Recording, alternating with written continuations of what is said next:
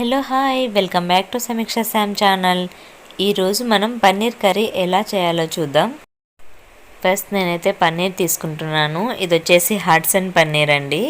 ఈ పన్నీర్ని ఫస్ట్ చిన్న చిన్న క్యూబ్స్ లాగా కట్ చేసుకొని పక్కన పెట్టుకోవాలి. నెక్స్ట్ వచ్చేసి ఒక 2 ఆనియన్స్ తీసుకోవాలి.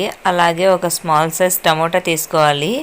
వాటిని కట్ చేసుకొని కొద్దిగా ఆయిల్ వేసుకోవాలండి. ఒక 2 టేబుల్ స్పూన్ ఆయిల్ వేసుకొని ఆనియన్స్ని టమోటాస్ని బాగా మగ్గించుకోవాలి.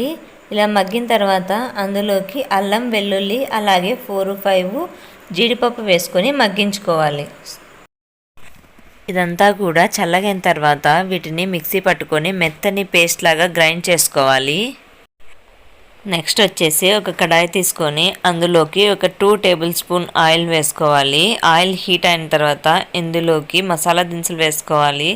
చెక్క, లవంగాలు అలాగే స్టార్ ఫ్లవర్ వేసుకోవాలి. అలాగే ఒక 1/2 టేబుల్ స్పూన్ జీలకర్ర వేసుకోవాలి. తర్వాత మనం మిక్సీ పట్టుకున్న పేస్ట్ అంతా కూడా ఆయిల్లో వేసుకొని పచ్చివాసన పోయేంత వరకు మగ్గించుకోవాలి.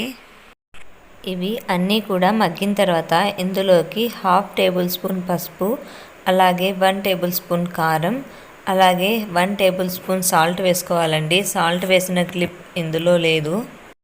అలాగే 1 టేబుల్ స్పూన్ ధనియాల పొడి వేసుకొని బాగా మిక్స్ చేసుకోవాలి.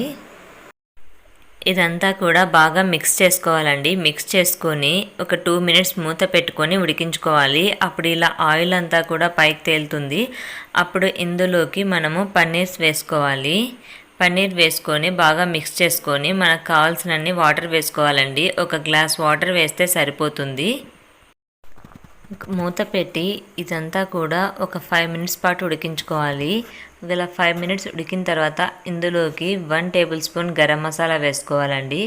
అంతేనండి, ఎంతో టేస్టీగా ఉండే పన్నీర్ కర్రీ రెడీ అయింది. ఇది చపాతీలోకి చాలా బాగుంటుందండి. రోటీస్లో కానీ చపాతీలో కానీ చాలా బాగుంటుంది. ఒకసారి మీరు కూడా ట్రై చేయండి. ప్లీజ్ సబ్స్క్రైబ్ టు సమీక్ష శామ్ ఛానల్.